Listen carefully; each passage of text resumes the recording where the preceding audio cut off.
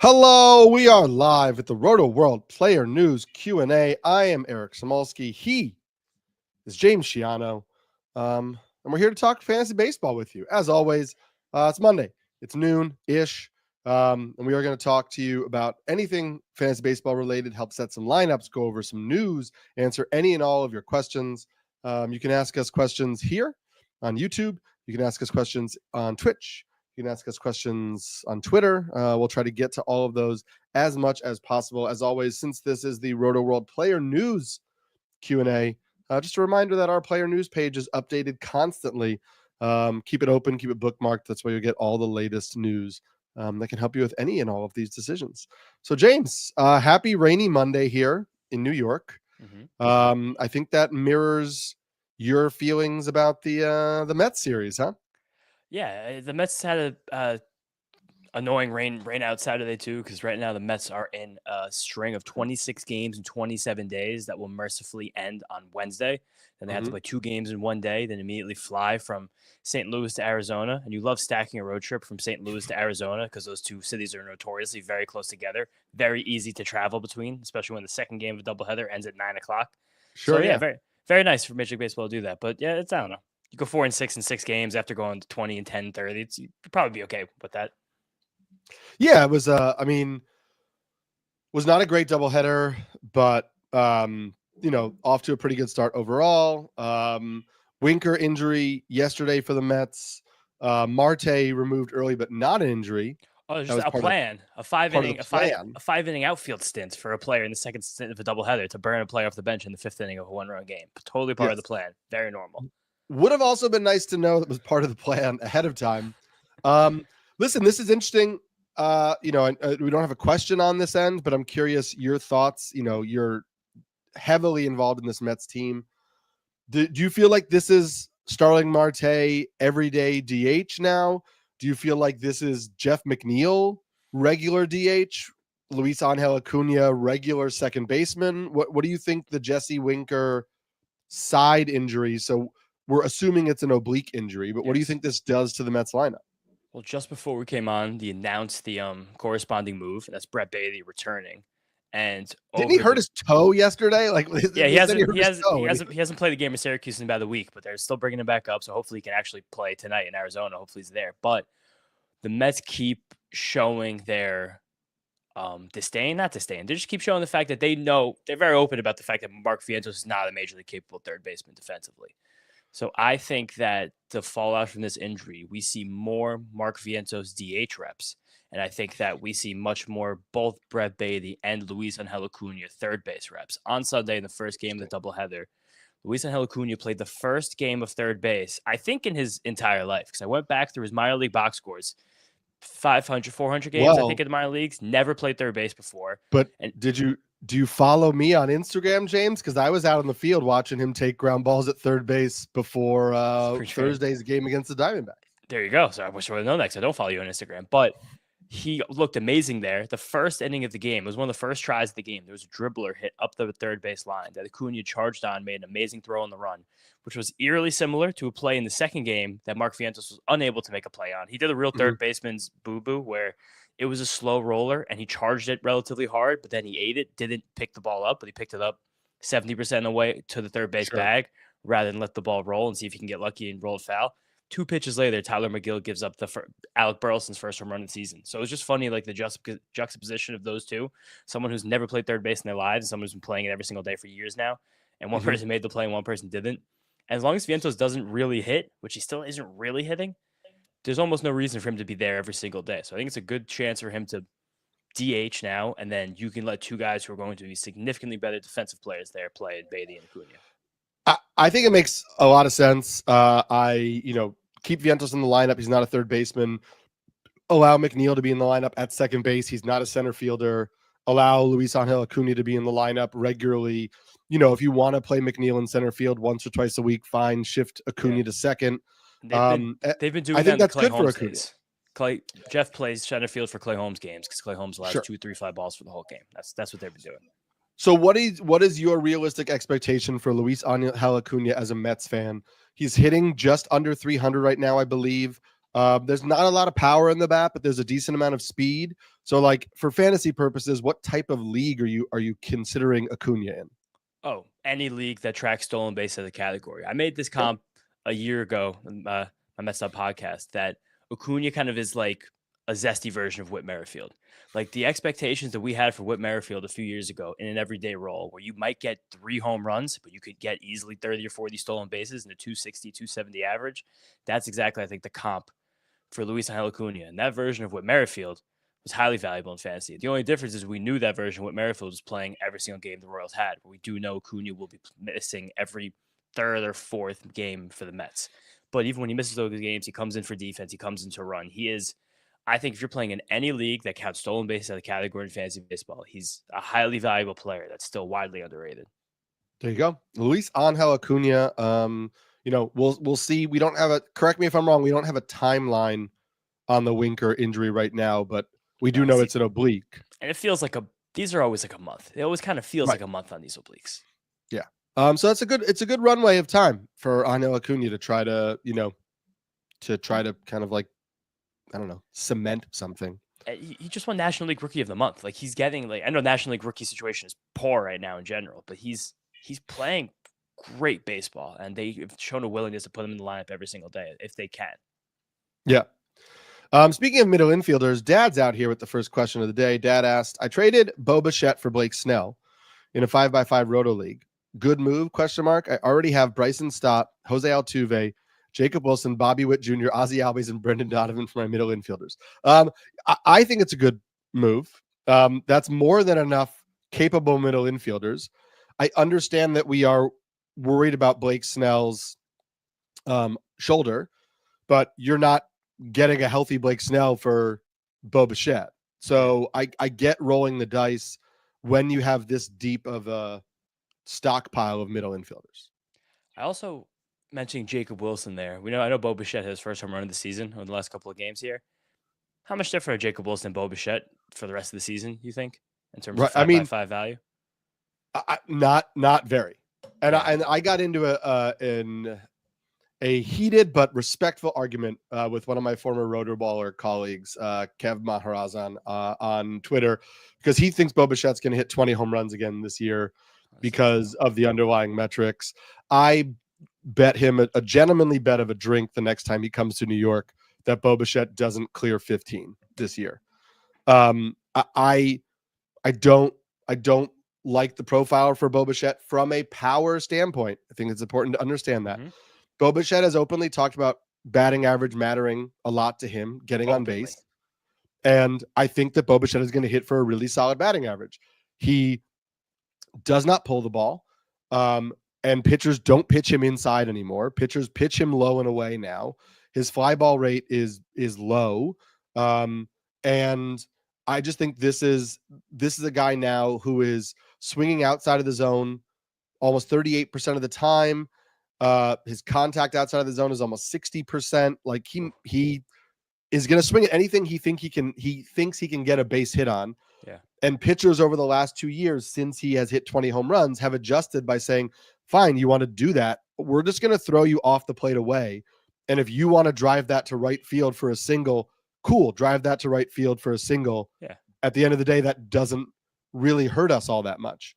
And so that's why I just don't see a 20 homer hitter from him anymore. He's obviously going to, I don't want to say obviously.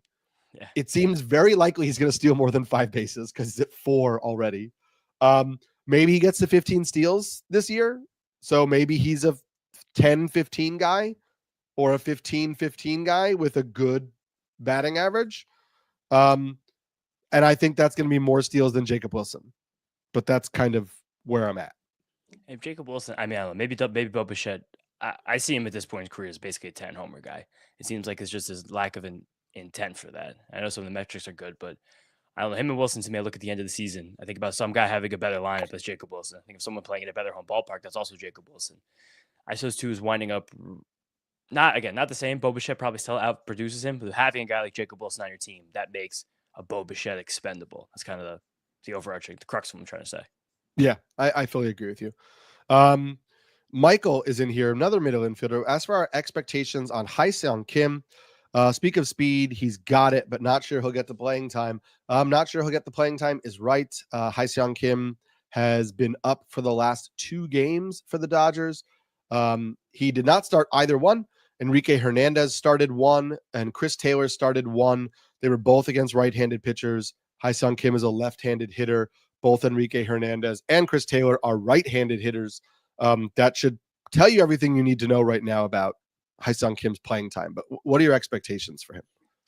Well, annoyance just based on that. You figure you call up Hyun Kim, you give him a contract in the offseason. Chris Taylor and Enrique Hernandez are both, for lack of a better term, dreadful over the hill. Those guys have, it seems like, literally nothing left in the tank. It also seemed like that for Hernandez 2 years, like for the last couple of years, and he comes up in the playoffs and he's like 7 homers, whatever he did. So the Dodgers do seem like one of these more. The Dodgers don't do anything old school, I think, except for the massive amount of respect they bestow upon the veterans that are with that team. Because you have between Hernandez, Taylor, and Miguel Rojas, 3 guys who play somewhat regularly, not every day, who are literal zeros at the plate. They give you nothing. They've given nothing.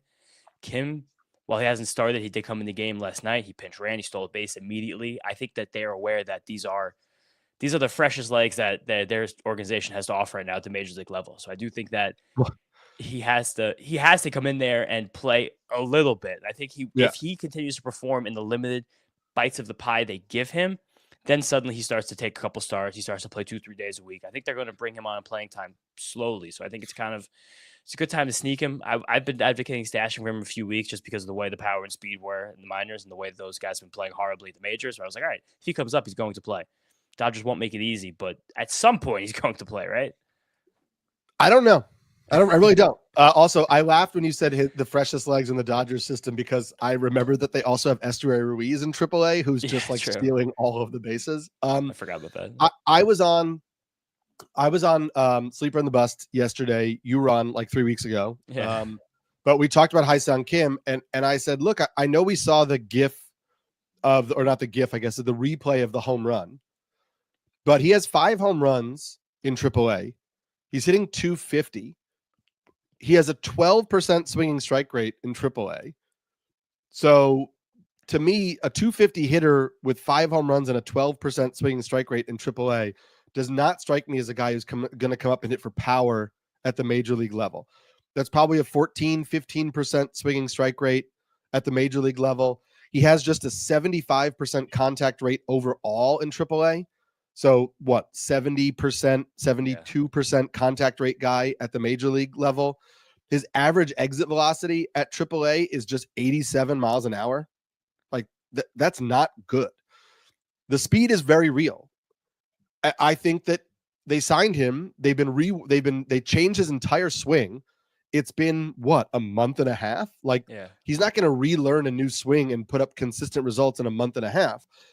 I just don't know that he's somebody who is going to play regularly.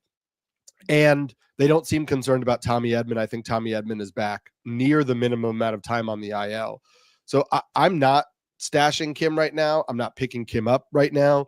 I think the argument would have been, hey, Kim will play for 2 weeks and get a chance before Edman is back. But he's not even playing right now. So is he going to get 2 starts this upcoming week and then Tommy Edman comes back? And then you're like, what do we do here?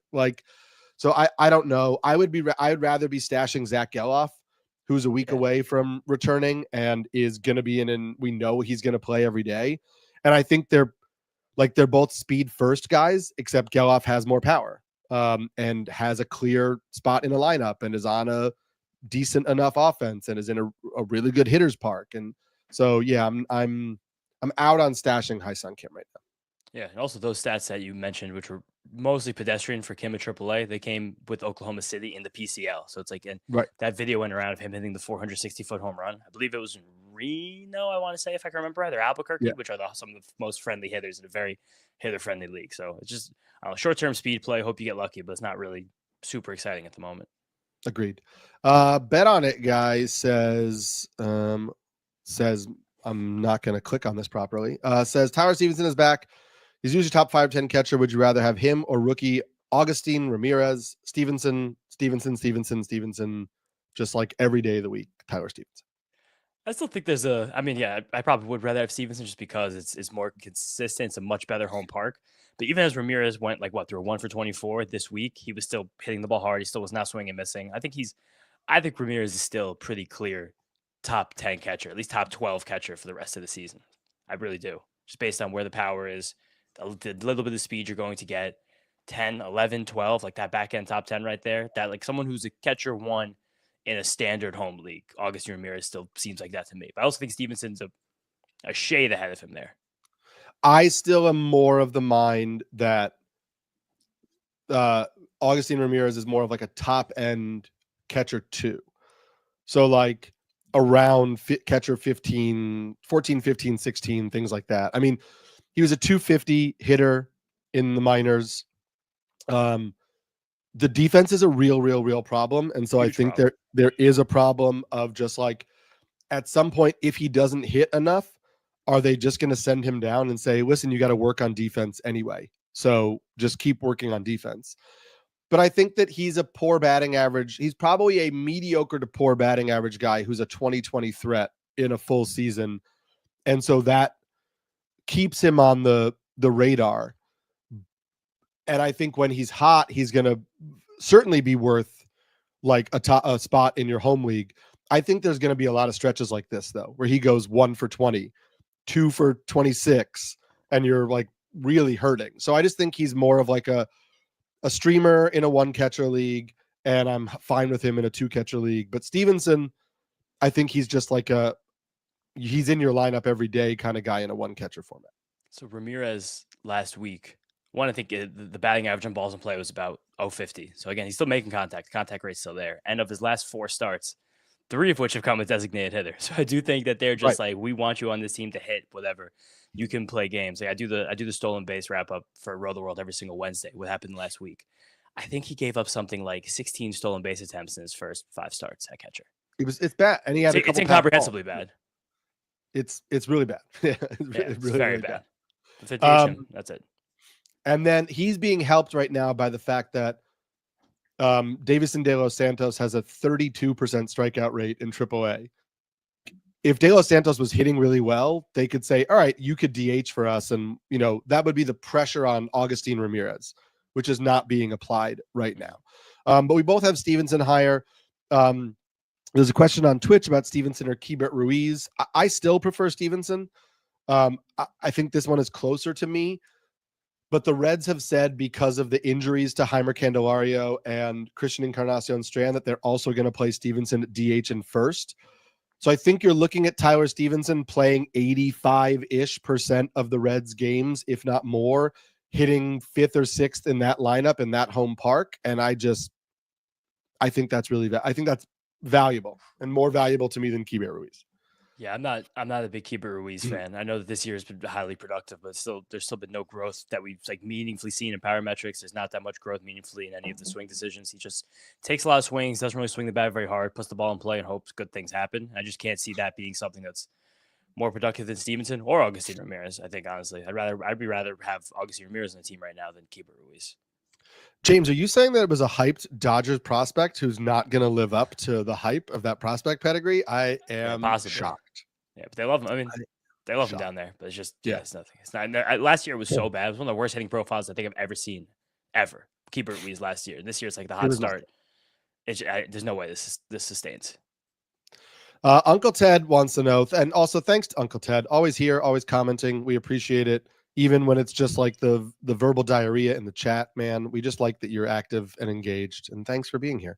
But Uncle Ted says, what are your most optimistic outlook for Brandon Marsh? Brandon Marsh back, played on Saturday against a righty, sat on Sunday against a lefty. He had played against some lefties early in the season before getting hurt. They also want Max Kepler to play against lefties. It's hard to see them both playing against lefties. So I think it's going to be whoever's the hotter hitter. I kind of think we know who Brandon Marsh is. Like, I think he's a 250 hitter over the course of a full season who could hit 15 homers and 20 steals in a good lineup in a good home park. And so to me, that's more of like a 15-team league outfielder. And when the Phillies are going to face a slew of right-handed pitchers, I think he's an easy guy to put in the lineup. And when they're facing left-handed pitchers, he might be a guy you want to put on your bench. But I have no problem holding him in a 15-team league. We've just seen that, like, he'll strike out about 30% of the time. He'll walk about 10, 12% of the time. There's no other level here. I think we kind of know who he is. Yeah, and he's also been hurt by the fact that Johan Rosas has filled in admirably for him at center field and proven that it's really not much of a downgrade at the end of the day. And I think Rojas doesn't hit the ball very hard. He still has swing and miss. He still has a lot of the same problems that Marsh has, but at least he still plays also an amazing center field. It adds I don't know. He's a little bit more sparky than Marsh, I feel like, just watching some of these Philly games. And I don't know, once he gets cold, Marsh gets a higher share of that playing time. If he keeps getting hot, Marsh loses a little bit. Marsh is just, I don't know. It's a frustrating lack of development over the last 3 or so seasons for Brandon Marsh. Yep. I agree. Another injury return guy. Do you guys think Lucas Giolito is an add in 12-team leagues? Would you need to drop? I would need to drop one of Verlander. I'm assuming this is Tyler McGill or Max Meyer to add him quality start league. So first of all, yes, I think that Giolito is absolutely an add in a 12-team league. The quality start aspect of this is what makes me pause a little bit, only because coming off of arm surgery, I think the Red Sox are going to be kind of cautious with how they're using Giolito early on. But I still would rather have him on my team than Verlander right now. I would probably keep McGill and Meyer over Giolito in a quality start league. But the fastball had juice again for Giolito. The changeup looked really good. That fastball changeup pairing is enough to make him a solid starter. And if they can figure out the slider to even just be like an average third offering, it was inconsistent. I think he's a top 40 pitcher. So I had him in a lot of places. I'm happy to add him. Expect inconsistent command. He's coming off of the internal brace procedure. There's going to be some innings where the command goes away. But I'm curious where you are on this one. Yeah, Verlander is the guy of that trio who I would be the most ready to drop. And I know that our mutual friend and your podcast co-host Nick Pollock was over the moon excited by the Giolito start just because of how much life was on that fastball, the 7 feet of extension that Nick loves so much from pitchers, the 18 inches of induced vertical break. It did look like a fastball that was ready to be a true repertoire foundation at the major leagues. It's just whether or not, I don't know. I hate Fenway Park, though. I hate Fenway Park. It's such a tough place to pitch. And the fact that Giolito start, I was watching it, and he gets through 6 innings, 5 2/3, totally scoreless, and he floats a changeup that gets a little too much play to Dalton Varsho and does it again to Alejandro Kirk, the next batter. Gives up 3 runs in the blink of an eye. That kind of makes his line look a little bit more pedestrian, which might give you a bit better of an opportunity to add him. I do think it's a tier better than Verlander, though, while also still being a tier worse than both McGill and Meyer. Yeah, and I think that at the end of the year, I do think it's possible that we are speaking of Giolito as the best pitcher of this group, but I would not be dropping McGill or Meyer for him right now. Bet on It Guy has another starting pitcher question. Says, rest of season, would you rather have Ryan Weathers or Zack Effin? Ryan Weathers is making one more rehab start this week for AAA Jacksonville, and then we'll be back next week, which is something to keep in mind if you want to stash Ryan Weathers before the announcement that he is officially coming back. They've essentially already said he's making only one more start, but again, you might be able to get him in your leagues. Zack Effin pitched yesterday in high A, Aberdeen, so he's a little bit further away. Allowed 2 hits and 2 walks over 4 shutout innings. So Weathers may be back 2 weeks before Effin. Effin has a more consistent track record over the last few years of being just a solid but not spectacular starting pitcher. Where are you going on if you had to stash one of these two, James, who are you trying to stash? I don't know. That's a good question. That's a good would you rather, because I'm still curious. I know we've seen some stuff numbers from Ryan Weathers, stuff in the minor leagues, but I still want to know if he can carry that spring training fastball shape and velocity even after the injury with him. Effin I think Effin always just gets perpetually underrated. I think he's so not flashy and doesn't get that many strikeouts. But in terms of a low whip guy, and I know whip is kind of the thing that a lot of us are looking for at this point in the season, the category that becomes a big part of the struggle when we really get going here. He's so consistent and solid in that regard. And the Orioles are going to be relying on him and leaning on him for as much volume as he can possibly give them. And coming off the lat injury, maybe it's not the best thing in the world, but I also, this is kind of funny, like, especially how bad these teams have played. The Orioles have to give him more chances to win games than Ryan Weathers would with the You'd Marlins. think so. You I would would think hope so. so. Yeah. I think it's possible, but I don't know. I like that Weathers is back a little bit earlier, but I think in terms of skill stuff and potential, I'm still leaning Effin. I do too. I think it's also important to note, like, Effin this was his last year pre-arbitration. He's under control for the Marlins for a while.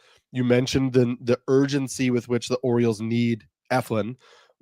Weathers, like, the Marlins are talking about trading Sandy Alcantara. Cal Quantrill is nothing. Valente Belloso is nothing. So, like, the Marlins are going to be, in my opinion, the Marlins are going to be a little cautious with Ryan Weathers and Yuri Perez this year and how much they pitch them, because those two guys are probably central to their rotation for the next 3 years. So at the end of the season, second half of the season, I think the Orioles are going to let Effin go and the Marlins are going to be a little more cautious with Weathers. So if you're talking about who am I trying to stash to hope that I land on a pitcher who's more useful for me for the remainder of the year, I think I'm leaning towards Effin there. And just to go through Weathers stuff in his last rehab outing, which was in AAA, where he did walk 4 batters, strike out 4 batters, only got about 2 innings, terrible start. His fastball did hit 100 miles an hour, and his fastball did average 17 inches of vert, up from the 15 last year, which was much more similar to where it was in the spring. So it does look like a lot of this stuff has mostly held for Weathers. Now, whether or not that allows his body to actually pitch every 5th day remains to be seen, but if you were excited about Ryan Weathers' stuff coming through spring training as he was approaching the top 215 pick in fantasy drafts when the helium was kind of at its peak, that stuff does look like it's still here. He didn't throw a fastball slower than 95 miles an hour. And again, he maxed out 99.8 and sat 97, 98. That's, to me, again, short stint, only 60 pitches. That's a very exciting pitch right there. That's something that does change who Ryan Weathers is to a degree. Yeah. Speaking of coming back from injury, Lance McCullers made his first start since 2022, giving up 3 hits, 3 walks, 4 strikeouts, reaching 87 pitches before being pulled in the 4th. Does he have a good long-term outlook or stay away? I think it's a great story that he's back. I've always had a soft spot for Lance McCullers. I am pretty firmly staying away in fantasy leagues. This was against the White Sox, 16% whiff rate, didn't get more than 2 whiffs on any of his pitches, 22% CSW, had struggle finding the zone on any pitch other than his changeup. It was not an impressive performance that I feel that I need to go pick him up in any formats. But listen, I hope he's healthy. I hope he can be a 5 and dive guy for the Astros for a while, because it's just nice to see him back on the mound. But I'm avoiding for fantasy purposes. I was doing my box score scroll yesterday. I looked at this line. I thought it was incomprehensible. I've never seen a pitcher fail to make it through the 4th inning and reach 90 pitches. I was like, how could that even be possible? But it is cool to listen to some of the young players on that Astros team just talk about how exciting it was for McCullers to come back. I think it was, I don't remember if it was Gusto or if it was Wieseski. One of them was like, yeah, Lance McCullers Jr. is back. Like, this is huge. Like, he seems to still have the mystique and like the image of a guy that was like really part of this dynasty. And I think that's something that is just cool for a team that's kind of not going through a bit of identity crisis, definitely a lot of talent turnover. So it's nice to see that they have a guy back there. But I'm definitely still more excited about a guy like Gusto, who should be back in the rotation next turn when the Astros do shift to a 6-man rotation, as Chandler Rowan reported over the weekend, but won't be starting for about a week now. Yeah, agreed. Perry says, morning. What is the outlook on the Brewers lineup? Specifically, Chourio and Yelich have been slumping of late. I'm not worried about those two guys. One is a very high upside young player who I think is going to go through ups and downs as he continues to just adjust to the full major league season. I know he played last year, but he's 21. Like, it's a grind. It's going to take some time. Yelich is Yelich. We know who he is. We know what he can do. I'm not worried about his struggles unless we start to see anything connected to the back, which we're not right now. The rest of the lineup, like, listen, William Contreras is fine, coming around a little bit after the slow start, but you're not overly worried about him. Rhys Hoskins looks better this year than he did last year, looks healthier, hitting for a little bit more, hitting a little more consistently. I think the average is up over 260 right now. Sal Frelick kind of is who he is. Like he's going to be a high batting average hitter who will steal some bases, but doesn't provide a lot of pop. That's also kind of Joey Ortiz. That's also kind of Caleb Durbin. That's also kind of Bryce Terang. Like they are a batting average, speed driven team that is going to rely on the batted balls falling for hits. Those guys like the Isaac Collins, Joey Ortiz, Caleb Durbin, Bryce Terang, they don't make hard contact. So they need the balls to be placed well. They need those hits to fall. They're not going to like, I don't know. They can't make mistakes and get hits. So I think it's just going to be a really streaky lineup. It's not a lineup that is overly impressive to me. And so it wouldn't surprise me if it's a bottom third lineup in baseball at the end of the year. It feels to me like someone like Churrio's just kind of pressing. He has right now one of the worst chase rates in all of baseball. I think he's only drawn 2 or 3 walks the entire season. Like that's very bad. That's some regression, but it's also like you mentioned growing pains of a 21-year-old super prospect. It does seem like though he might the top 15 ceiling, which is what he wound up being drafted for by the end of the draft season, top 10 ceiling. That feels a little bit far away right now, considering how bad the approach has been. Yeah. We're getting some questions on some young players, and then there's some prospects. So let's get into all of this. The first one, we got a couple questions on Nick Curts. Nick Curts holding his own, lots of singles, some RBI, but no power yet. Sticking with him for the year, ? And then also Ron said Nick Curts was dropped in my league. 12-team mixed. Is he worth snagging up? So they're basically just Nick Curts related questions. Are you picking up Nick Curts if he's on the waivers in a 12-team league? Are you keeping Nick Curts on your bench or on your roster in any and all formats right now, given the fact that he's doing fine but doesn't have power so far? Which is funny he doesn't have power because the bat speed still looks top of the league. He has hit the ball. I think it's 112, 113, 112 so far. I've seen it right now. The swing and miss is bad. You kind of knew swing and miss would be bad. Mm-hmm. And he did miss that game right when he came up, but then he's played every single game except for one since. And of course, a couple of those starts have come against lefties. Some of them, one of the missed game was a lefty as well. But yeah, like I don't think the Athletics called him up to immediately send him back down. A guy like Nick Curts, he comes on the wire because the balloon pops with the helium in the league. If you have a slightly unsettled first base situation, if you have multiple utility spots, if you need a corner infielder, like he's definitely worth a try in that lineup, in that ballpark with his pedigree. It might not be the pure joy and jubilation you thought was going to be the second he was called up, but I don't know. It's okay if it takes him 2 weeks to adjust a little bit more to major league pitching. It's definitely worth a back end roster spot like a 12. Yeah, we've talked about this a lot. Like the jump from AAA to the majors is a big jump in terms of pitcher quality. Like the fact that he's swinging and missing doesn't concern me because I always anticipated that he was going to swing and miss. And I'm not going to let 11 games make me think that he has a bigger swinging strike problem than I already anticipated that he was going to. 93 mile an hour average exit velocity is good. 112 max EV at the major league level is pretty good. Hitting the ball on the ground a lot. Like I think it's just a recalibration and he'll adjust. And yeah, I'm happy to pick him up in a 12-team league if I need a corner infielder, like if I had Casas or something. And I'm keeping him on my bench, in basically all leagues right now. Also, anybody who lives in California and has been to that stadium has said to us many, many, many times over, like it's going to get real hot there really soon.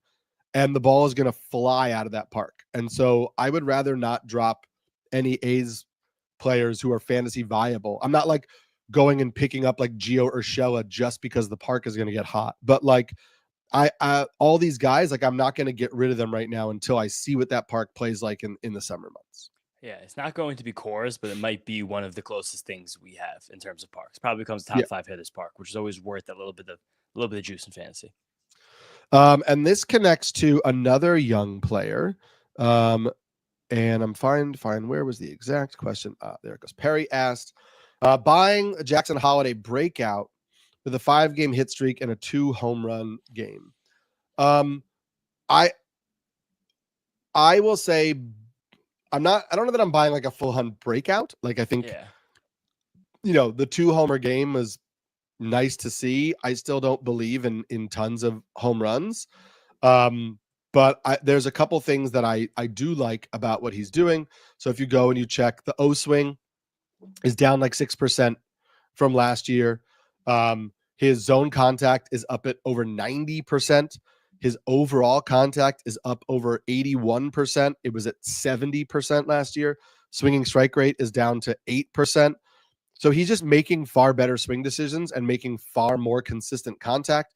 He's also pulling the ball way less than last year. And so I think spraying the ball around the field is probably a better approach for him at this stage in his career as a 21-year-old who is not like an incredibly strong prospect when compared to major leaguers. I understand he's a strong dude, but I just mean like with his build, his frame at 21, he is not somebody who needs to be yanking the ball to try to hit it out of the park. So I think his approach is really good for batting average. And I think this like 270 type of batting average, do I buy that? Yeah, sure. And he stole 24 bases in the minors in 2023. And so, you know, could he be a 270, 280 hitter who will swipe 20 plus bags and, you know, have decent counting stats in Baltimore? Like, yeah, I fully buy that for this year. I don't know that I think he's hitting more than like 15 homers this year. And that's okay. He doesn't have to do it all. Like, he had a really bad rookie year. He has now worked out an approach for himself that's helping him get on base regularly. He doesn't need to do that and also try to hit home runs right away. Like, let him learn how to be a big leaguer. I love the fact that he's making lots of solid contact and getting on base.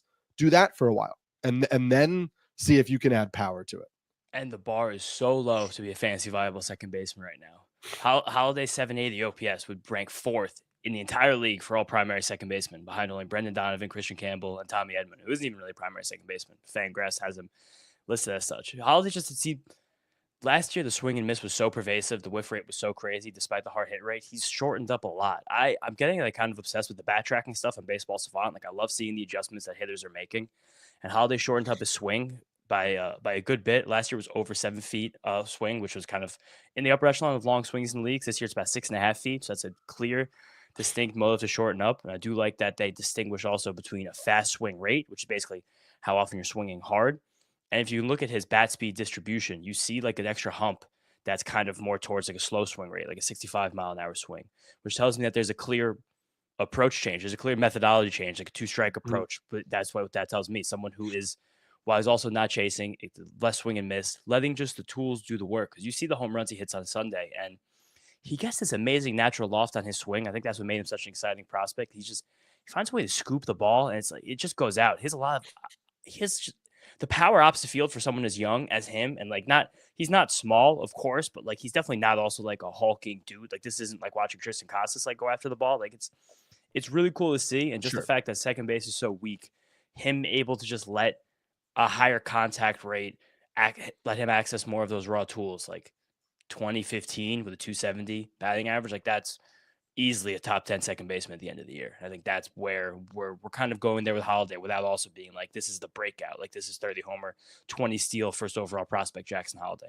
I think that's the important distinction. Yeah. We got some prospect questions, which I think will be a good segue from these guys. Thoughts on Jordan Lawler? Feels like he should be in the major leagues already. Yeah, it does. It does feel like that. Jordan Lawler. Let's see. What is this? This is for the month. April's minor league players of the month. Jordan Lawler batted 408, 487, 748. He led the league in batting average, in runs, in hits, in RBIs, in total bases, in slugging percentage, and in OPS with a 1.235 OPS. He was second in doubles, second in triples, second in on-base percentage, and third with 10 stolen bases. He's 22 years old. He's one of the top 10 prospects in baseball. I don't know what else he has to prove in AAA. Like, Jordan Lawler should be up. And I think the Diamondbacks know that. And that's why he's playing a lot more third base recently. And I think the move that we're going to see is Jordan Lawler coming up and playing third, Eugenio Suarez DHing. And I think you could make a platoon of Pavin Smith and Lourdes Gurriel in the outfield. And whether you want that to be a strict platoon or not, I mean, Pavin Smith has not played particularly well over the last couple of weeks. But I think Jordan Lawler playing third base tells me that they know they need to get him in the lineup before, a shortstop job opens up? It's funny. I feel like we do get this question every single week, and every single We week do. it's like it seems like yes, but also no at the same time because now the whole Ketel Marte injury happened, and Jordan Lawler didn't get one look in the major leagues as Tim Tawa relatively held his own at second base, but also kind of and not really. They just have to be willing to cut Lourdes Gurriel. So second seems like they're willing to do that, which is probably usually those kind of things happen with veterans like Memorial Day ish. That's probably when we get the Jordan Lawler call up. So we're getting into the range where stashing is starting to make some sense, but it's also not. He's probably not the first or second or maybe even third prospect I would be stashing at the moment. Yep. Would that prospect be Bubba Chandler? Yes. That's the first would one. Would you stash Bubba Chandler now? And what is your outlook for him when he's up? Outlook amazing. If the second he walks into Major League Baseball, he probably has like a top 10 fastball in the whole thing based on how hard he throws it, the movement profile on it. He's a freak. And I'm trying to look right now at the Paul Skeens debut last year, which was May 11th. Coincidentally, that was a couple days after the Super 2 deadline passed. It feels like a team like the Pirates, who's incredibly concerned with their finances and their accounting at the end of the season, would make sure not to give Bubba Chandler, just like Paul Skeens, an extra year of arbitration eligibility. So I do think that we're definitely within 2 weeks of the Bubba Chandler call-up. He is the marquee prospect stash right now. Agreed. One of the beat writers said they think that he would be promoted for a home game. And so like I'm Paul trying Skeens. To pull up the Pirates schedule right now. But the internet in this rainy weather is like, you don't need 3 windows open at the same time, do you? So they could, it's tough because if they want to do a home game, they could do this weekend, 9th, 10th, and 11th. It's against the Braves. And so it's not an easy landing spot, or you go down to the 19th against the Reds, and the Reds on the road are a very different offense than the Reds at home. Yeah. I think that's probably the latest we see Bubba Chandler up. I think the earliest is this weekend, and I think then the latest is May 19th, 20th, and 21st. So I kind of agree with you. Like, I'm stashing Bubba Chandler now because to me, the longest I'm waiting is 2 weeks. Yeah, I think that Monday, May 19th, Cincinnati at home, that looks like a perfect time for Bubba Chandler to get his Major League debut. I think Bob Nutting would be over the moon excited to fill that place up as this Pirates team falls deeper and deeper out of contention with a Bubba Chandler debut. Yeah. Yes, he would. Another pitching prospect getting a lot of discussion right now is Cade Horton. Shota Imanaga had a hamstring injury. Cade Horton pitched yesterday. Shota Imanaga pitched yesterday. So they are on the same schedule. I did a Cade Horton blurb for our site this morning. Couple things of note. He went 6 innings today. Sunday was 79 pitches. He went 6 innings to start before. So he is starting to now lengthen out, which is important. He now has 3 starts in a row with 5 strikeouts and 1 walk.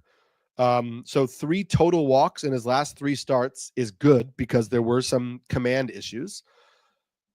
The question is, the Cubs, in an ideal world, the Cubs were going to probably wait until June-ish to have this conversation about Cade Horton since he's coming off of injury, and they didn't really want to get him in the major league rotation this early. They're also contending, so they can't really be without Justin Steele and Imanaga for a month in the rotation and just leave Cade Horton in AAA. The question for me becomes, if Imanaga's out just a couple of weeks, is Horton up and then back down where they can more manage his innings again rather than have him up for good? And so that's why I'm very clearly stashing Bubba Chandler over Cade Horton. I'm excited that Cade Horton could be up. I don't yet know if this is like a he's up for the remainder of the year type of situation, if he were to come up. I feel like if he does come up, he's coming up as long as he pitches well. But then the flip side of this is that the Cubs seem, again, unwilling to give Horton that shot. I know Javier Assad is working, I think, in a rehab assignment right now in AAA. He just had a setback. Oh, okay. I didn't see the setback. So then who is even the other option besides Cade Horton? That's kind of what it comes down to. It honestly, you're gonna roll your eyes, but it's true. But it is stretching out Chris Flexen, who was up and in the bullpen and was good as a long reliever in AAA. That is not sexy. But that's the kind of move that it seems like the Cubs might want, given like what they did with Colin Ray. You've got Jordan Wicks, who remember Cade Horton is also not on the 40 man, and that's not a major deterrent, but like Jordan Wicks is on the 40 man roster. If they called up Jordan Wicks, they wouldn't need to make a move. Now, Jordan Wicks had 2 really poor relief appearances so far this year. He has a 6.38 ERA in AAA, so it's like he's not knocking down the door based on his own merit. But if you're saying, if they get imaging on Imanaga and they're saying Imanaga's out for 2 weeks, it's going to be a minimum stint. He'll miss 2 starts. Do you make a full 40-man roster move and get Cade Horton up, or do you just say, we'll just roll with Jordan Wicks or Chris Flexen for 2 starts and then get Imanaga back and go back to what we were doing? Yeah, that's the difference. There's probably a difference the Cubs don't want to learn about. It's about how serious Shota Imanaga's out, because if he's done, they're like, we really need help. If he's not done, they're like, we could patchwork this for a few weeks, especially when they score 10 runs a game like the Cubs have proven to be able to do. But that's, I don't know. They seem so not willing to do Horton yet. It just seems like they still want to see a little bit more from him for some reason at AAA before doing a 40-man spot and giving up a pitcher who they might think is a little bit more not capable, safe. I don't know. I think there's something. The 40-man thing will be a deterrent for sure with Cade Horton's call up. Yeah, I think it's just like with the injuries, it's just making sure that, everything is right. Yeah. Last prospect we're getting questions on. Please tell me Roman Anthony is close to being called up. No. I mean, yes, but no. Like, it's no different than before. And I ranted on Sleeper and the Bust about this yesterday. It's pretty clear that as of right now, Raphael Devers does not want to move to first base. Not at all. Chris Cotillo, who covers the Red Sox for Mass Live, said that Devers has rejected all beat writer interviews for since Casas got hurt. Yeah. Because he knows exactly what he's going to be asked and just doesn't want to talk about it. Yeah. Alex Cora saying Devers is not our first baseman, he's our DH, to me is very clearly Alex Cora speaking for the player, taking the heat for the player and saying, we're not moving him. Now, Devers said that about DH in the spring, and then after a while backpedaled, and it could very clearly be an immediate reaction of like, stop yo-yoing me around. You said you didn't want me in the field. You wanted me at DH. Now you want me in the field. And I get that it could be a visceral reaction to that. But at the end of the day, this isn't just like deciding, hey, actually, we'd rather have you at first base. This is a season-ending injury to the first baseman on your team, which drastically changes the outlook of your team. And with an 8 to 12-month recovery and a massive injury like a ruptured patella tendon, means that, like, what if Casas can't play first base next year? What if he can't play first base until July of next year? Like, this is more than like a 3-week thing. This could be like a 3-year Raphael Devers at first base thing. Like, and so I think at some point, those deeper conversations are going to have to be had within the Red Sox organization. I don't think you have those questions like the night that the player is out for the season and you're calling Devers into the clubhouse, like while Casas is in an ambulance back to the hospital. And you're like, hey, so here's what we're thinking about you at first base. Like, I think the dust needs to settle. I think they need to have a conversation. I still think it's the most likely outcome. I just don't know how soon it happens. Devers moving to first base opens up DH. Opening up DH makes a great opportunity for calling up Roman Anthony, because you just use the DH spot as a rotation for whichever outfielder is not in the outfield that day, moves to the DH spot. Moving on from Ceddanne Rafaela makes some sense as well. If you want to call up Anthony, put Duran in center field, Anthony in left. I think that is another one that is on the cusp, and have Rafaela be a bench bat and a super utility guy.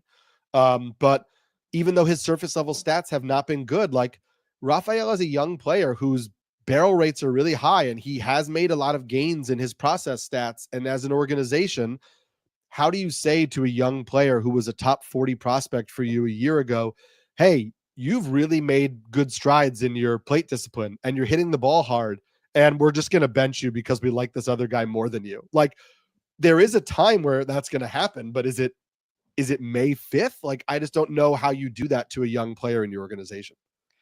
I agree with you on that point. I disagree about the Devers point. Like Devers should be busting down the door when Costas gets hurt, saying like, "Give me the glove. Like I'm ready to go back in the field." Like I think it's him.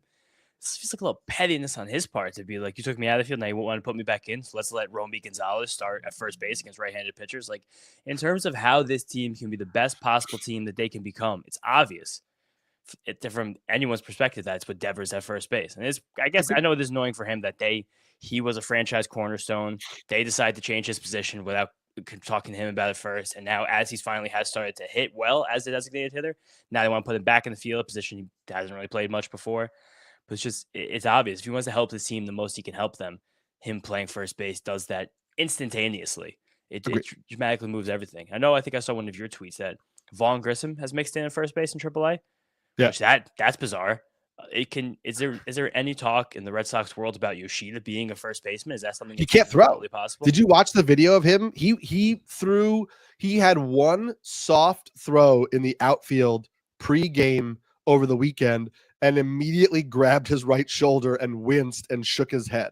Like, I mean, throw like it was a 30% strength throw, and he couldn't do it. Like he cannot throw. And so Yoshida that's a whole other issue. Why after? Oh my gosh. Yeah. Like why after having shoulder surgery can he still not throw like that? I don't know, but it's a problem for sure. Yeah, it's a big one. We're gonna do some quick hitters here to end this. Fat Larry needs some third base help. AL only league: Ernie Clement, Luis Urias, or Miguel Vargas. For me, it's a pretty clear Miguel Vargas. Yeah, I agree. Urias there's mild interest, mostly because of the ballpark and the surrounding lineup. I think I've seen him be mentioned. I saw him be picked up in some 15s over the weekend, but it's definitely Vargas. Not even close. Brian Hack says, "Are you starting Robbie Ray at the Cubs or Dustin May at the Diamondbacks?" I'm starting Ray just because I trust the pitcher more, and both matchups are not really good. And so I will just hold my breath and start Robbie Ray. Yeah, prefer Ray. If you have a third option, definitely consider it. Yes, I like that. Yeah. Lou says, lots of recognizable names available in my 10-team mixed head-to-head 6x6 category. Taylor Ward, Lourdes Gurriel, Andres Jimenez, Spencer Steer. Any thoughts on who's most likely to rebound? I think I'd rather have Taylor Ward. I think the underlying metrics for Taylor Ward are better than a lot of these other guys. Spencer Steer, I still just don't think is healthy with the shoulder, and so that concerns me. Jimenez, we talked about it before. Like, we both kind of thought that he was like a 240 hitter who will steal some bases. He's now hitting 9th in that lineup. Stinks. Lourdes Gurriel, like we just talked about, whether he's going to fall into a platoon if they call up Jordan Lawler. I think Taylor Ward has the longest run of playing time there, and I think that, he's been a solid enough player, but I'm not like running to get any of these guys. There's at least been signs of life from Steer over the past week and a half, 2 weeks. Like, he does look a little bit more like the previous versions we've seen of Spencer Steer, and he didn't have any spring training, came back immediately, jumped right into the game against Major League pitching. I'm always willing to give those guys a little bit more benefit of the doubt, but it still doesn't look precisely like last year's version of Spencer Steer, especially not in the way he's hitting the ball. Yeah. Bet on It guy says, better starting pitcher stash, Spencer Arrighetti or Luis Heel. I lean Arrighetti just because I had Arrighetti ranked higher coming into the year, and they're both coming off of injuries. And so I'm just going to, and I know that Arrighetti didn't pitch well at the start of the year, but it was such a small sample size that I'm not going to utilize that to change what my view is. So coming into the year, I would have rather had Arrighetti. So I'm just going to say Arrighetti here. Also, in terms of injury, Arrighetti having a freak broken thumb, where Luis Heel has another soft tissue injury, that to me kind of says Arrighetti is more likely to pitch the rest of the year without a hiccup than Arrighetti is, than Heel is. Dad says, would you guys prefer to keep Dustin May or Tony Gonsolin? And if it's Tony Gonsolin, would you cut ties with Dustin May? Gonsolin probably is the safe and prudent option. Dustin May, after a couple of good starts showing the stuff, it's still the same strange Dustin May where you don't know why he's not striking more hitters out while he's still getting a lot of ground balls, even though a lot of them hit very hard on the ground.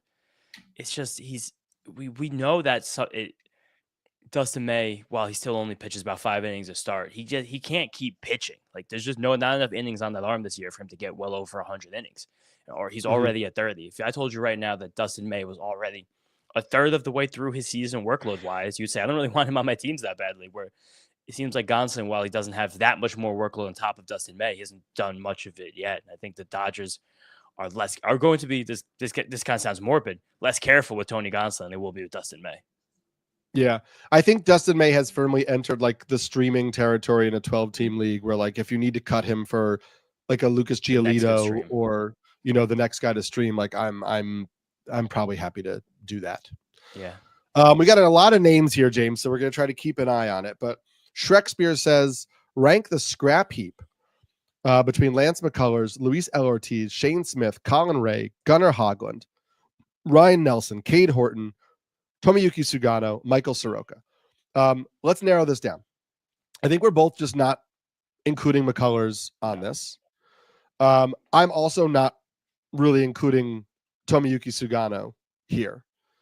I mean, I guess we could put him on the list, but he's not interesting to me. He's not on the same bad level as Lance McCullers is. That's rude to Tomoyuki Sugano. He's pitching well at basic level 7 inning starts. Yeah. I'm trying to narrow down the scope a little bit, but I guess we'll keep him on here for this. I would say, man, the names that Ryan Nelson would be higher on this list if I thought it was a longer term situation. As of right now, I mean, they say that Burns is back this weekend. I don't think that Burns is back this weekend, but they're suggesting that it is short term enough that he's not even going on the IL. So maybe Ryan Nelson gets 2 starts.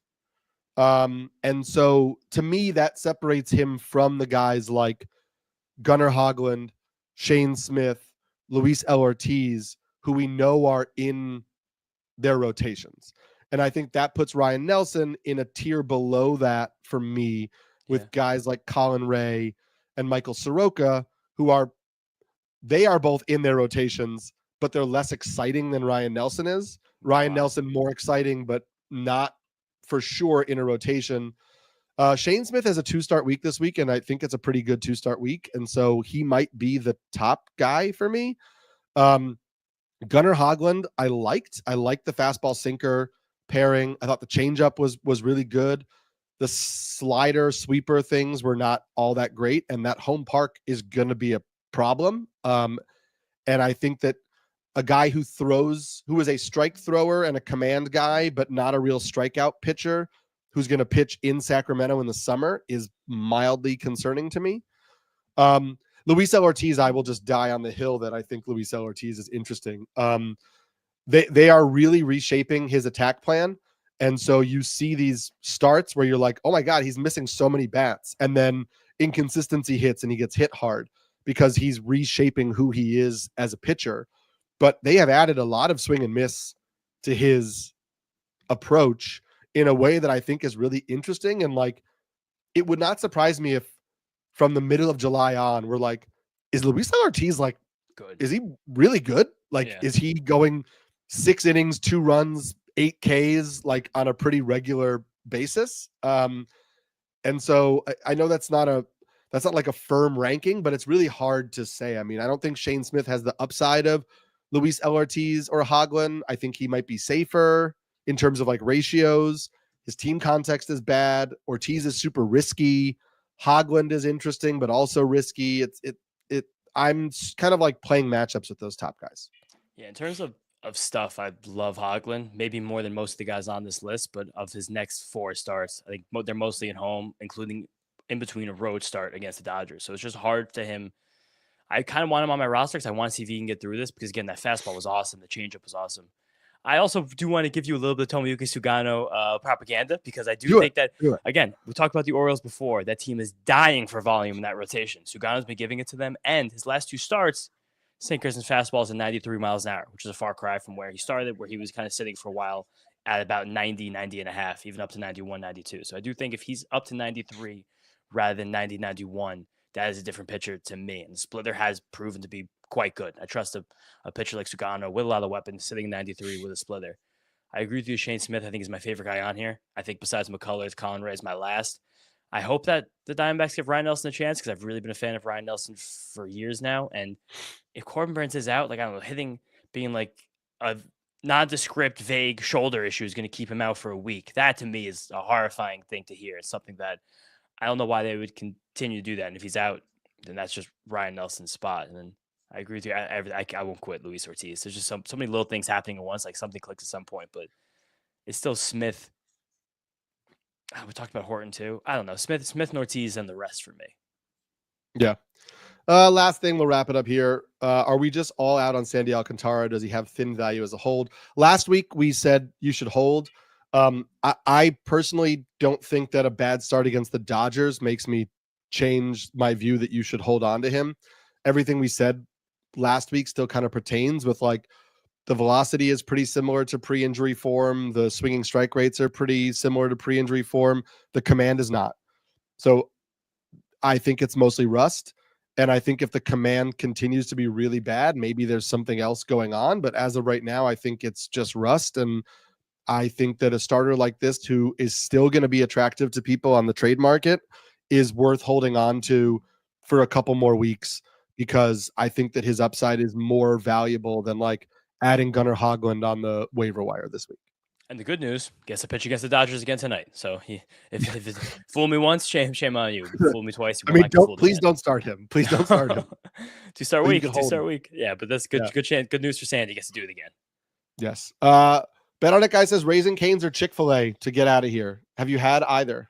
Oh, you're a Northeasterner. So both are on my college campus, Ohio State. And I was late at night. I definitely prefer Raising Cane's, but for an actual lunch, I want to have a day. Continue to have a day at Chick-fil-A. Yeah. Chick-fil-A breakfast is better. Even though it's still just like a chicken sandwich, like I'm not getting eggs at Chick-fil-A, but whatever. No. But yeah, I had Raising Cane's for the first time this year, and I'm a big fan. So I would say for me, if I'm going to a restaurant like this, it's middle of the day, and I don't care if I feel bad about myself. So it's going to be Raising Cane's for me. I'm not getting one of these foods and saying I hope I feel better in 3 hours. Like just feel good. Give it to me and let me sit on the couch for a while. That's going to do it for us today. We went a little long today, but hopefully we answered all of your questions. We'll be back again next Monday, 12 p.m. Eastern time. Remember that James has a waiver wire column coming out tomorrow over on NBC Sports. Wednesday, he has his steals column coming out on NBC Sports. Wednesday, I will have my starting pitcher column coming out on NBC Sports. And then my waiver column comes out on Sundays before you lock in your waivers. Good luck this week. Make sure you have the Rotoworld Player News tab bookmarked and open for all of our updates, especially today as we get these news items coming in before you lock your lineups. It's really good to have that open to make sure you see who's in the lineup, who's not, before you set lineups for the rest of the week. For James Schiano, I am Eric Samulski, and we will see you next week on the Rotoworld Player News Fantasy Baseball Q&A.